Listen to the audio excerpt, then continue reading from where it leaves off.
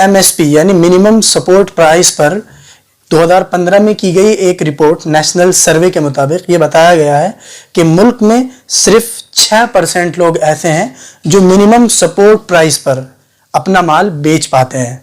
उसके अलावा 94% या 94% जो किसान हैं वो मिनिमम सपोर्ट प्राइस की सहूलत से जो है वो बिल्कुल खाली हैं, उनको इसका कोई लाभ नहीं मिलता है। और इन 6% लोगों में ज़्यादातर तादाद उन लोगों की है, उन किसानों की है जो हरियाणा और पंजाब से मुताल्लिक़ हैं। इसीलिए आप देखेंगे कि एजिटेशन और एहतिजाज का जो मरकज़ है वो हरियाणा और पंजाब है। शुरू में हरियाणा और पंजाब से आने वाले किसान बुनियादी तौर पर सिख समुदाय से थे, यानी सिख कम्युनिटी के थे। और आपको मालूम है कि सिख धर्म हिंदू धर्म और दीगर धर्म से एक अलग धर्म है जिसकी एक अलग आइडेंटिटी है। यानी उन लोगों को बल्कि जब मिसाल दी जाती है हिंदू मुस्लिम सिख ईसाई, यानी ये बताया जाता है कि सिख धर्म अलग धर्म है।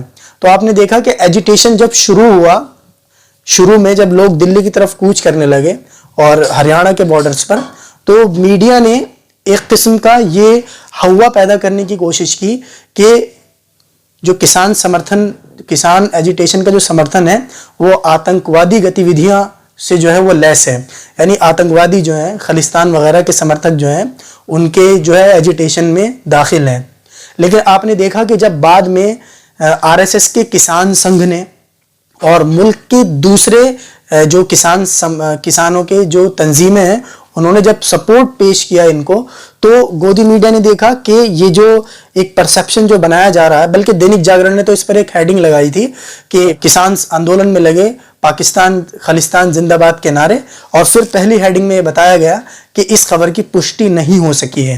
तो आप देखें कि किस तरीके से जो है वो ये परसेप्शन पैदा करने की कोशिश की गई थी कि ये जो एजिटेशन है, ये एजिटेशन जो है वो मुल्क मुखालिफ है।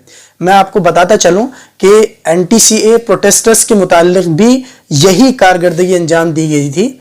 जब प्रोटेस्ट शुरू हुआ तो मोदी जी ने कहा कि जो लोग ये सब कर रहे हैं वो कपड़ों से पहचान लिए जाते हैं। और उत्तर प्रदेश में योगी सरकार ने कम से कम 27 मुसलमानों को गोली मारकर हलाक कर दिया, जिनमें अक्सर वो मुस्लिम बच्चे थे जिनके सीनों, जिनके माथों और जिनके पेटों में गोलियां मारी गई थी। लेकिन यहाँ पर जब किसान आंदोलन शुरू हुआ तो ऐसा नहीं हुआ था। उसकी एक वजह यह थी कि आरएसएस और हिंदुत्व, जो मैंने आपको पिछली वीडियो में बताया था कि ये सारा खेल हिंदुत्व और ब्राह्मणिज्म का है, यानी आइडेंटिटी को खत्म करना चाहते हैं ये लोग। जैसे मैं आपको बता दूं कि आदिवासी जो है वो हिंदू नहीं है, लिंगायत जो है वो हिंदू नहीं है, बल्कि ये लोग अपने अलग आइडेंटिटी की मांग करते हैं। सारी वजह जो है वो यही है, SC STs हिंदू नहीं है, वो शूद्र हैं जिनको अनटचेबल्स कहा जाता है। इसी तरीके से सिख जो है वो हिंदू नहीं है, इसीलिए अकाल तख्त ने ये हुक्मनामा जारी किया है कि राष्ट्रीय सिख संगत जो आरएसएस का एक ग्रुप है जो सिखों को जो है शामिल करके बनाया गया है, यानी राष्ट्रीय सिख संगत, यानी वो सिख जो बुनियादी तौर पर इस प्रोपेगेंडे से मुतासिर हैं कि सिख जो हैं वो हिंदू कम्युनिटी का एक हिस्सा है, यानी वो हिस्सा जो लड़ाई में काम आता है।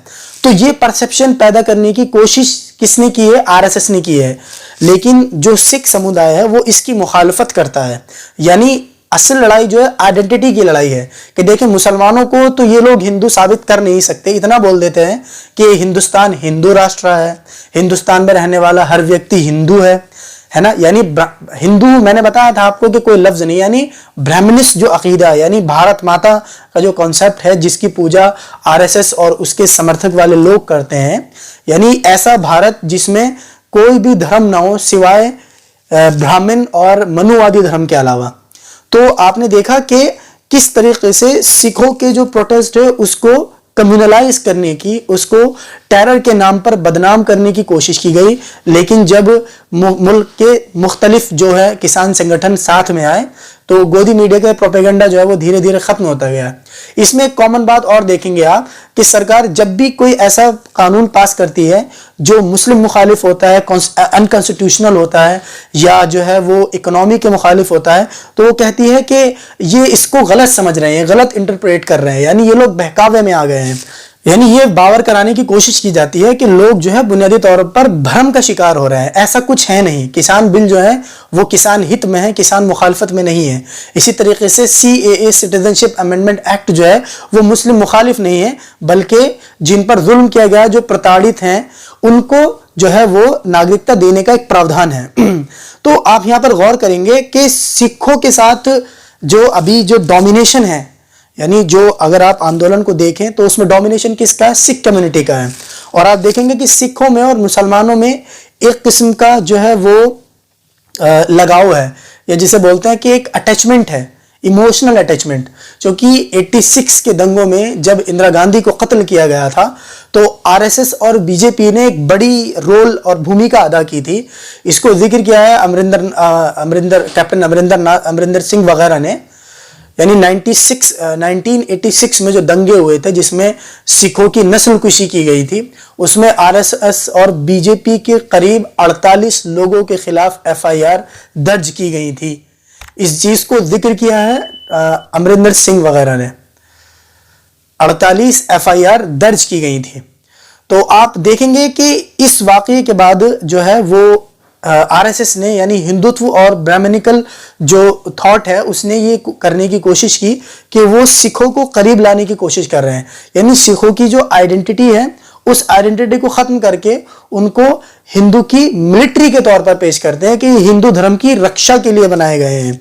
और वो इसके लिए थोड़े से मुआम्मे और पहेलियां पेश करते हैं कि माजी में ऐसा हुआ है कि मुगलों से लड़ने के लिए गुरु गोविंद सिंह वगैरह, और दूसरी किस्म की जो स्टोरीज बताते हैं जिसका जो है हकीकत से कोई ताल्लुक नहीं है। तो यहां बताने का मकसद यह है कि एंटी-CAA प्रोटेस्टर्स पर जो सरकार ने जो आक्रमणकारी नीतियां अपनाई थी, चाहे वो यूपी गवर्नमेंट हो या कर्नाटका में BJP की गवर्नमेंट हो या आसाम में या AMU और जामिया और दिल्ली के अंदर जिस तरीके की पुलिस स्टेट बना करके टेररिज्म किया गया था कि मस्जिदें, लाइब्रेरी और घरों तक को नहीं छोड़ा गया था और मुसलमानों को चुन चुनकर टारगेट किया जा रहा था, सिखों के साथ भी ऐसा हो सकता था किसान आंदोलन में। जैसे कि शुरू में वाटर कैनन और आंसू गैस के गोले दागकर एक अल्टीमेटम देने की कोशिश की गई थी, लेकिन यह बाद में इसलिए जो है मुमकिन नहीं हो सका कि RSS का किसान संगठन, उसके अलावा अब तो अन्ना हजारे जो RSS का एक कैडर है। आपको मैं बता दूं कि अन्ना आंदोलन जो था 2012 में वो RSS की पुष्ट पनाही पर ही तैयार किया गया था। अन्ना हजारे जो है वो 1950s और 60s के जमाने में RSS के कैडर्स को ट्रेनिंग दिया करते थे महाराष्ट्र के अंदर। तो ये पूरा जो एजिटेशन था और पूरा जो प्रोटेस्ट था, जो आंदोलन था, वो जो है विश्व हिंदू परिषद और बजरंग दल की सपोर्ट पर कायम हुआ था, जिसका मकसद था कि एंटी UPA सेंटिमेंट कायम करके हिंदुत्ववादी फोर्सेस को जो है आगे लाना, जिसका जो चेहरा नरेंद्र मोदी बने थे। और नरेंद्र मोदी ने इस पर बहुत अच्छे से काम करते हुए ये बात साबित कर दी है कि वो RSS का एजेंडा कि डिक्टेटरशिप होनी चाहिए मुल्क के अंदर, मनु के कवानीन नाफिज कर दिए जाएं और पूरी इकोनॉमी को कैपिटलिस्टिक निजाम के तहत जो है वो मरहून रख दिया जाए। तो ये सारी चीजें जो है इस वक्त जो है वो की जा रही हैं। लेकिन मैं आपको बता दूं कि राष्ट्रीय सिख संगत जो है इससे बाइकआउट करने का अकाल तख्त ने हुक्मनामा दिया है। और इसी जिमन में 2009 के अंदर रुलखा सिंह को कत्ल किया गया था, जो उस वक्त राष्ट्रीय सिख संगत जो ये बावर कराने की कोशिश करते हैं कि सिख जो है हिंदू की एक कम्युनिटी है, उसको कत्ल किया गया था। उसके बाद जो है मुल्क में अलग अलग जगहों पर यह बताया गया है सिखों की तरफ से कि उनका RSS और हिंदुत्व से कोई ताल्लुक नहीं है। और यही वजह है कि आइडेंटिटी लड़ाई को ये लोग जारी रखते हुए, क्योंकि ये जानते हैं, मैंने आपको रिपीट किया था कि मुसलमान तो कहीं भी अपने आप को हिंदुत्व और ब्राह्मणिकल जो है वो अकीदे के मुतालिक नहीं डाल सकते। तो ये लोग जो बची कुची आबादियां हैं, ईसाई भी उसी जिमन में आते हैं, तो सिखों के साथ भी उसी किस्म का जो है वो खेल खेला जा रहा है। और ये जो टॉलरेंस थोड़ा है उसकी वजह यही है कि अभी राष्ट्रीय सिख संगत मौजूद है जो सिखों के अंदर हिंदुत्व की पॉलिसी को जो है वो नाफिज करने की कोशिश कर रहा है। हम आपको अगली वीडियो में इसके ताल्लुक से तफसील से बताएंगे। तब तक के लिए हमें इजाजत दीजिए। वस्सलामु अलैकुम वरहमतुल्लाहि वबरकातुहू।